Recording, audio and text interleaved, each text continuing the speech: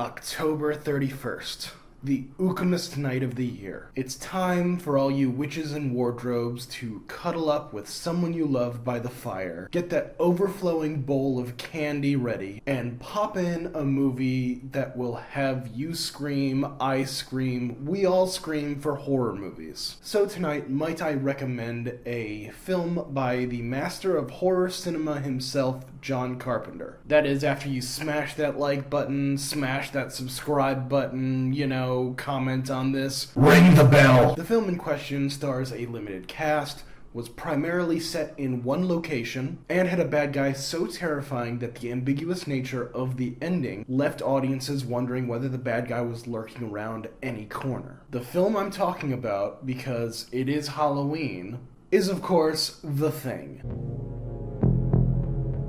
What, you thought I was gonna talk about Halloween? That shit's played out, and honestly, Halloween Kills left my soul hurting. Plus, the title of the video is The Thing. You're watching a video about The Thing. How could I bait and switch you like that? You're so gullible.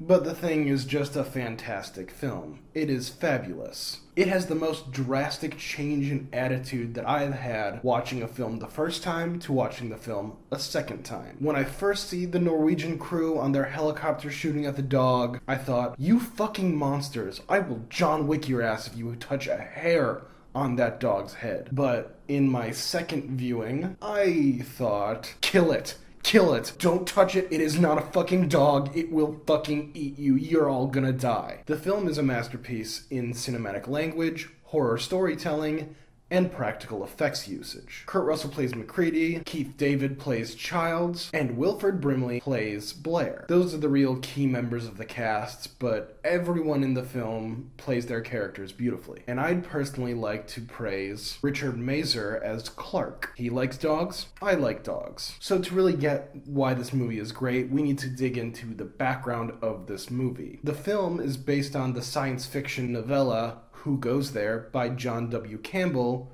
written in 1938. John W. Campbell was a pioneer and hugely influential in the science fiction genre, much like H.P. Lovecraft was to the horror genre. And, like Lovecraft, he had some pretty abhorrent views on race and slavery. Why can't we have nice things? And he was an early supporter of pseudoscience and L. Ron Hubbard's Dianetics. I am not equating pseudoscience and Dianetics. He just supported both. Praise be to Xenu. But the novella takes place over several weeks, following a group of American scientific researchers in Antarctica after they uncover an alien that has been trapped in the ice for millions of years. Once the alien thaws, it revives, and they find out that it can replicate any living being, whether it's person or animal, through the process of devouring them, assimilating them. The novella ends after they stop the alien from creating a device that will bring it onto the mainland and spread throughout the world, although they see a bunch of birds flying, wondering if one of them or all of them are the Thing. The novella hits on themes of paranoia and mistrust, as the crux of the idea of the Thing is that it can be anyone. And as Campbell lived through the first Red Scare, and his, being generous, conservative worldview, this whole thing can be read as an allegory of the fears of spreading communism. The novel was first adapted into film in 1951 by Howard Hawks. The film was titled The Thing from Another World, and it was directed by Christian Nyby. This adaptation is incredibly loose, and I can't really see where the novella and the movie interlink. They're very different things. The Thing is not so much an assimilating monster that breeds paranoia as it is a plant-based Frankenstein. None of the characters' names that were in the novella appear on the screen. The film has a pointy, bearded scientist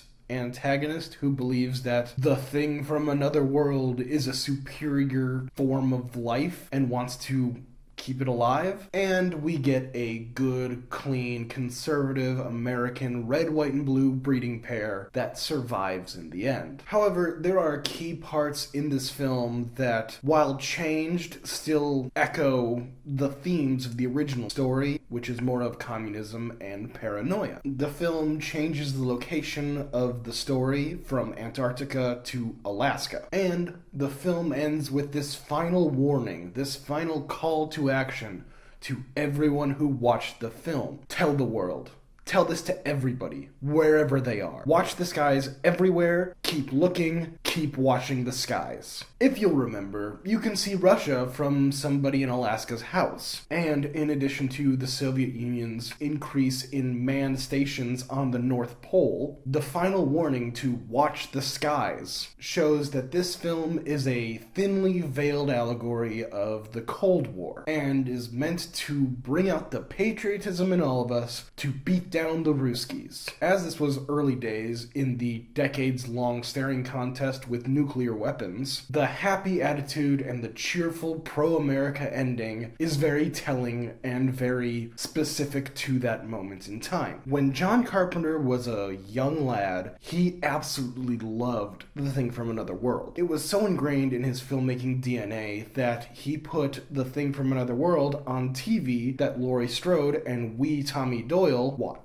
Before, Michael Myers goes all Michael Myers on everything. After the success that was Halloween, Universal came to John Carpenter and asked him to direct a remake of The Thing from Another World. He was reluctant, as the fondness for the original was so deep with him that he didn't want to touch it. But after he read the novella, he was drawn to the themes of that work, comparing it to Agatha Christie's And Then There Were None. And he also relished the idea of telling a story that was of the 1980s as The Thing from Another World was of the 1950s. Then they tapped the writer of the Bad News Bears films, Bill Lancaster, to write the script. And the really cool thing that Lancaster does in the script is, on the first page, before the story starts, he gives the cast list and a log line of who they are, such as McCready, 35, helicopter pilot, likes chess, hates cold, the pay is good. Or Childs, 33, 6'4", 250, black, a mechanic, can be jolly, but don't mess. This stylistic choice isn't typically used in screenplays, but it definitely helps with this script, as it informs the reader who these characters are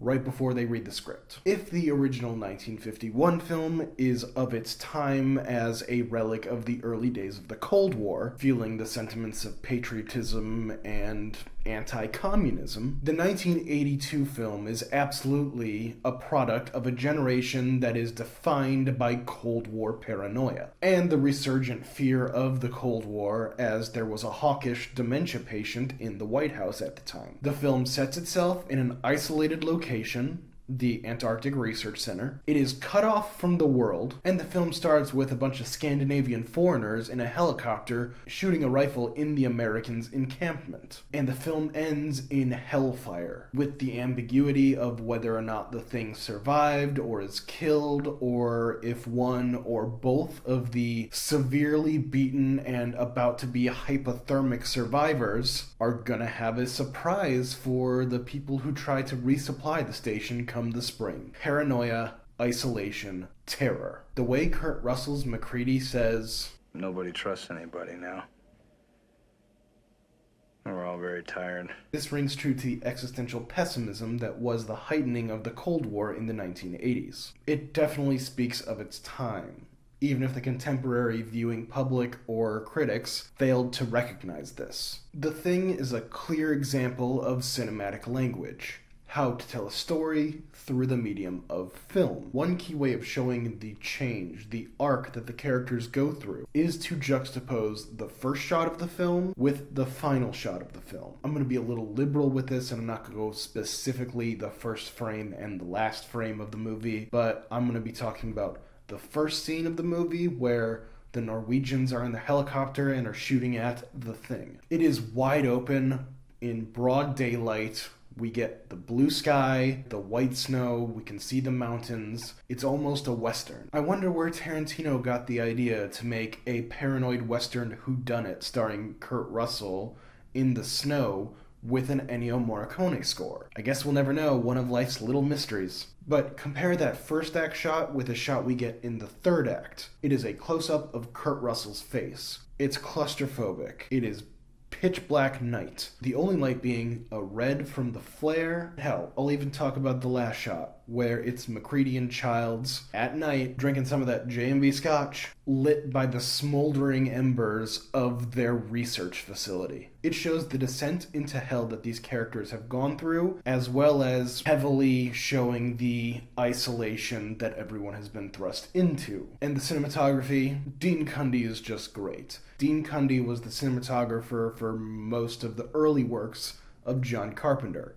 So, Halloween, Escape from New York, The Fog, as well as Big Trouble in Little China. He is brilliant in The Thing, as always. He is one of the many reasons why John Carpenter's films were able to be captured in such a way that he defined a generation of horror cinema. Another brilliant way that Carpenter sets the stage for the film is the way he sets up the location of the research facility. Knowles is hanging around roller skating to Stevie Wonder's Superstition, and I will not play the music in the scene because copyright.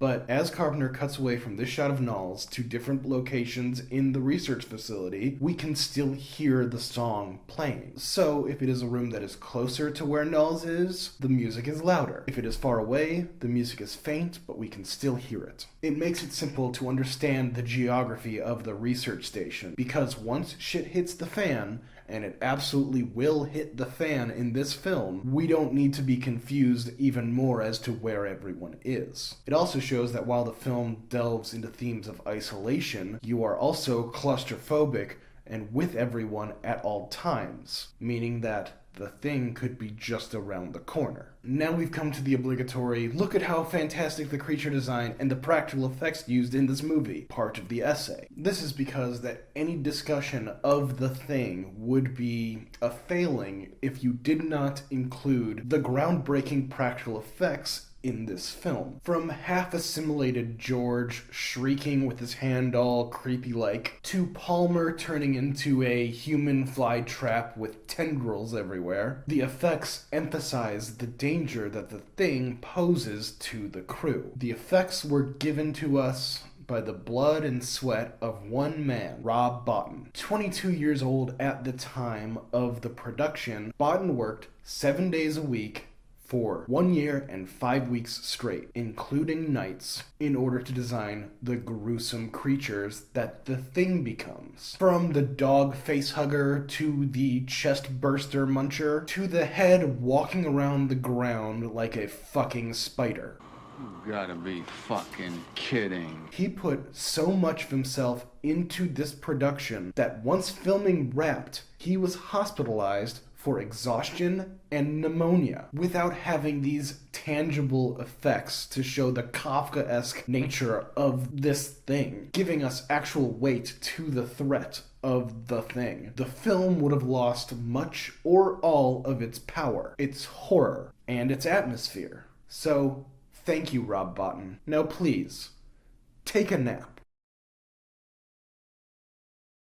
One of the key elements of horror storytelling is to set up a tense situation that will be exacerbated by the presence of the horror in the story. That sounds very simple, but when done right, it is brilliant. And in The Thing, we get that the characters are going to be stuck on this research facility for the entire winter, and it is just the First goddamn week of winter. when the movie starts. Everyone kinda hates each other. They're all doing their own thing, kinda leaving each other alone. Pretty much a breeding ground for paranoia. This everyone kinda hates each other idea is shown in the scene when Knowles is listening to Superstition by Stevie Wonder. He's grooving, he's skating, and somebody yells to turn the music down. He scoots on over to the boombox and mimes turning the music down without actually turning it down. At the onset of the film, everyone is hanging on by a thread so much that you'd expect there would be shit to go down even without the presence of a shape-shifting alien. Once the alien does make its presence known, everyone goes for each other's throats, and rationality is thrown to the cold. The blood test sequence in the movie is possibly one of the greatest pieces of cinematic work that comes from this movie. And I'm not just saying that because South Park parodied it very well in the lice episode. After seeing the head crawl on the floor like a goddamn spider, I don't like it, MacReady gets an idea that every single cell of the thing is its own living entity and will make efforts to protect itself when brought to a threatening situation. So he makes this test where he basically takes the blood of everyone who's left alive and he heats up a wire and puts it into the blood to see if the blood does anything to protect itself and jump away. The sequence goes on just long enough that you kind of think it's not working. Or you think that the thing is actually dead and they're all just paranoid and going crazy, holding a fucking flamethrower at each other's heads. But then... pow! This whole sequence is highlighted by the filmmaking techniques used in the sequence. Dean Cundey, cinematographer, already said great things about him. He decided to make a subtle yet very apparent, when you know what to look for, hint as to see who is the thing and who isn't the thing. So when you're making movies, there is the eye light. It is a light that is shot so that there is a reflection into the eyes that kind of helps making the eyes feel more alive. This is in all the movies. You can see this in everything where there's eye lights. That's a technique. But in The Thing, Dean Cundey decides that everyone gets an eye light except for the person who is the thing. So as you're watching this movie, even though there isn't any monster makeup yet, there is a subtle difference in the characters and you can kind of tell there's something off. This allows the audience to be shocked but not blindsided by the explosive ending. After seemingly defeating the thing and destroying everyone's hope for survival by blowing up the research facility and burning everything to the ground, the only two that remain are MacReady and Childs. This ending is thematically resonant and beautifully executed. Neither man knows whether the other one is a thing or a person. They're both in pretty rough shape, and they agree that if one of them has a surprise for the other, they really can't do anything. It's kind of hopeless. So MacReady takes a belt of his J&B that he's been drinking this entire movie, and he says, "Why don't we just wait here for a little while, see what happens?" And the internet is full of ridiculous theories about the ending. One major theory is that Childs is a thing because you can't see his breath. You can see his breath. They look at the eye light technique. One of them doesn't have an eye light. No, they both do. That was only in that one scene. The craziest theory I've come across on the internet is that MacReady swapped out the J&B with gasoline. He takes a fake swig and then hands it to Childs to see if Childs drinks it. And if he does drink it, he knows he's a thing, because the thing wouldn't know what gasoline or alcohol tastes like. There is zero evidence for this situation, and I find it stupid. Carpenter has said it is supposed to be ambiguous. We are not meant to know. This deliberately ambiguous ending means that if it is good and neither of them are the thing, everyone dies of hypothermia. And if one of them is the thing, then the planet will dissolve into insanity once the people come to resupply the station. But the ending also shows, if they are both human, that even though they won, the paranoia still lingers.